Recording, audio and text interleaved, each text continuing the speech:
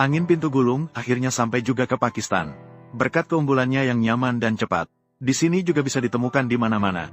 Pemilik bengkel di Lahore, setelah mempelajari teknologi ini dari luar negeri, dia pulang ke tanah air dan mulai memproduksi plat besi galvanis secara massal.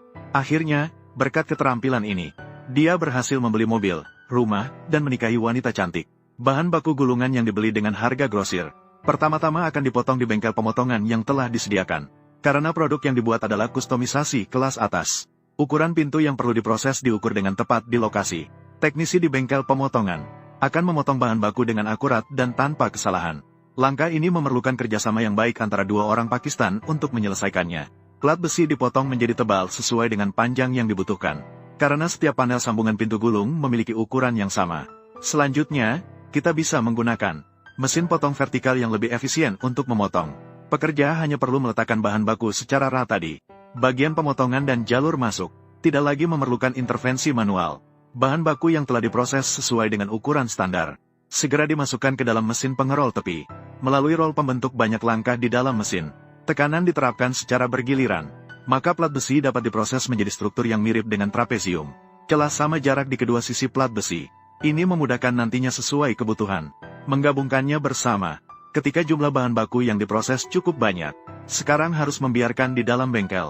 Orang Pakistan tercepat mulai menggabungkannya, karena cara penghubungan pintu gulung yang unik, membuatnya memiliki kompatibilitas yang sangat besar. Baik itu pabrik atau villa yang dibangun sendiri, semua dapat dipadukan dengan sempurna. Cukup dengan menyatukan dua panel pintu, menyambungkannya sesuai celah tepi yang sudah disediakan, maka bisa memproses tinggi panel pintu yang diperlukan. Setelah penggabungan selesai, juga perlu menggunakan kertas gulung untuk mengukur panel pintu, memastikan ukuran sambungan memenuhi standar desain. Untuk menghindari pelanggan mengalami masalah, panel pintu mengalami kerusakan yang terlepas. Teknisi juga harus mengeluarkan palu, untuk menyelesaikan proses penguncian tepi yang multilapisan. Untuk memastikan semua pintu gulung yang diproduksi adalah barang berkualitas. Sekitar setengah hari untuk menyelesaikan pengikatan tepi.